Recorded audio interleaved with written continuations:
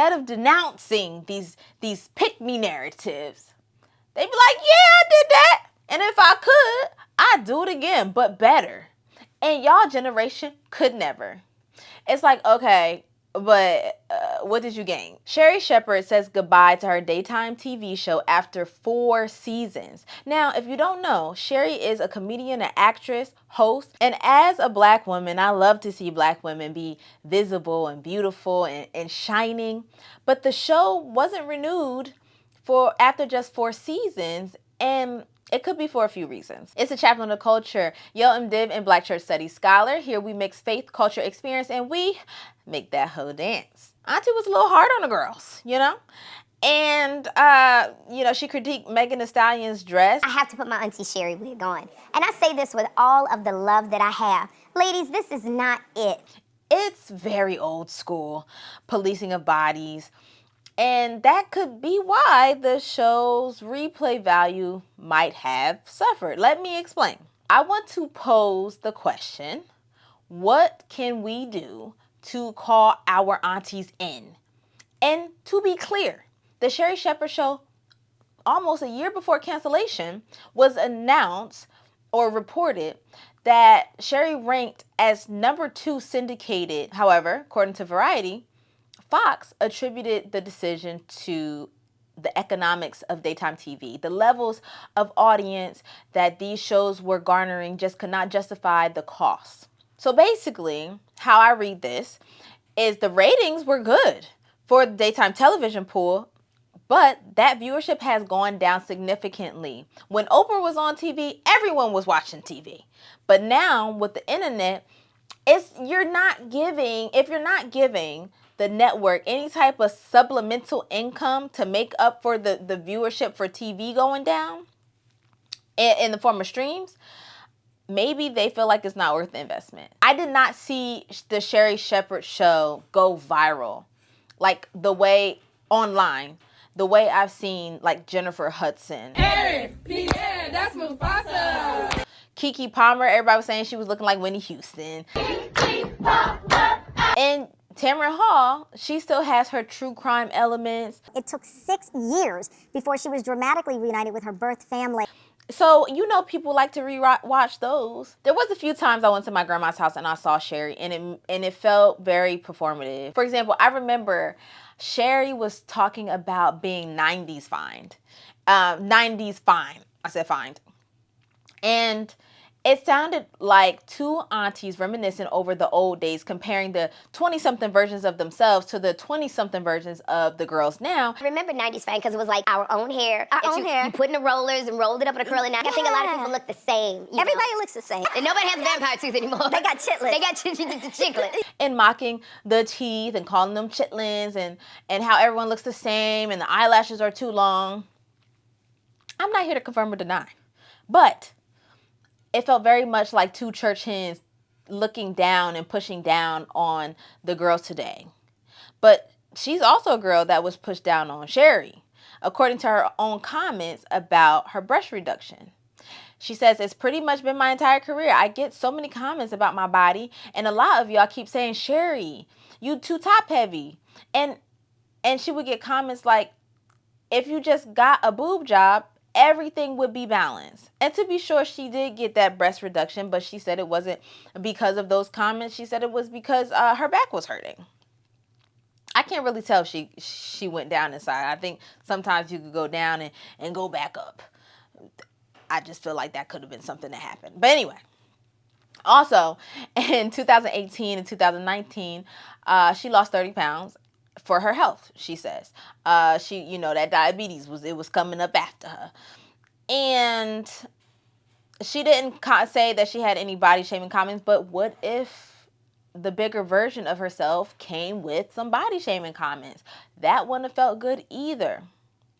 Her surgeon told her that she needed a facelift, and she made a whole entire post about it. So that couldn't have felt good either, and I'm not here to confirm or deny any of that.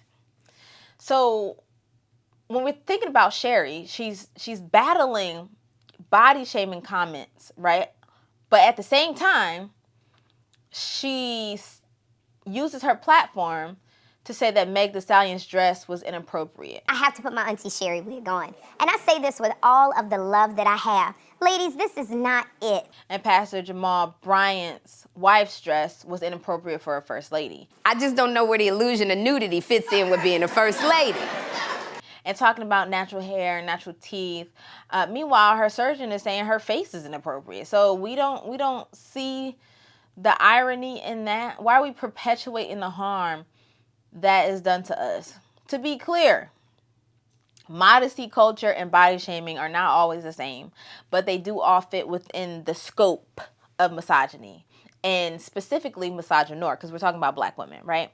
So being called fat and ugly is body shaming and featureism, desirability politics, right?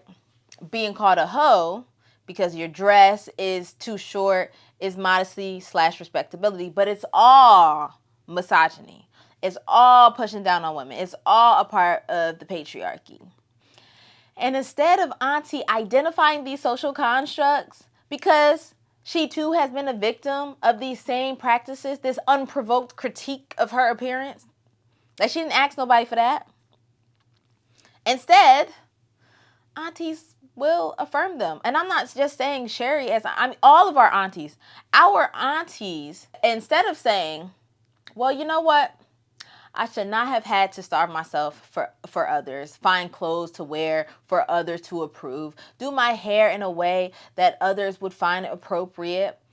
Also, I can be desirable and respectable to others and therefore get rewarded with basic respect and human decency.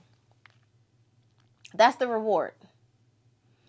Basic respect and human decency, something that we all should be entitled to no matter how anybody thinks that we look. That's the reward for that.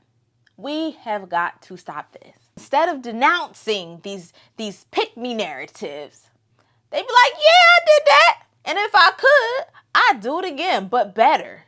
And y'all generation could never.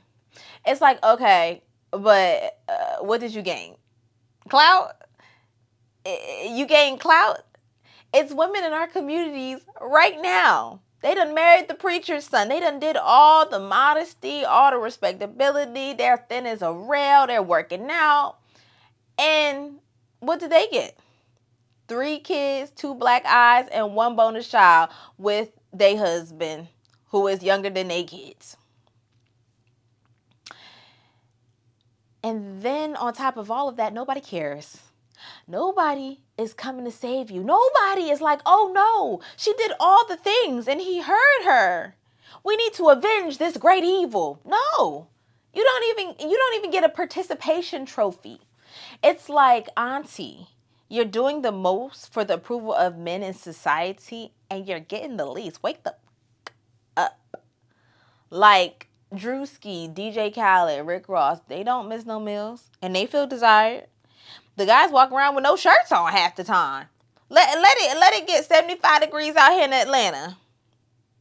And they get respected all day, every day. We should not have to be anything outside of ourselves just to be left alone, respected and celebrated for our decisions that we make. Like, we should celebrate those decisions. Like, wow, you found your style. Wow, you found, your person. Wow, you found a sense of self. We should celebrate that. How do we set up that discourse with our mothers and our aunties and maybe even our grandmothers and show them the real harm that is involved? Everyone is entitled to a basic level of human decency and respect and not to be hyper-critiqued. I remember I went to see Angela Davis speak, and at the end of her speech, she included the trans experience. And she spoke about pronouns and how people are uncomfortable with the fluidity of pronouns because it's their idol. At the point to which you are so uncomfortable calling people what they want to be called, you are now worshiping pronouns. And Miss Davis is 82 now. She had to be like 76 when I went to hear her speak. And if grandma can deconstruct and reevaluate, then surely Auntie Sherri and Auntie Shirley can do the same. It's the Chaplain of Culture, here to expand ideas and grind your gears. And I'll see you next time. Bye.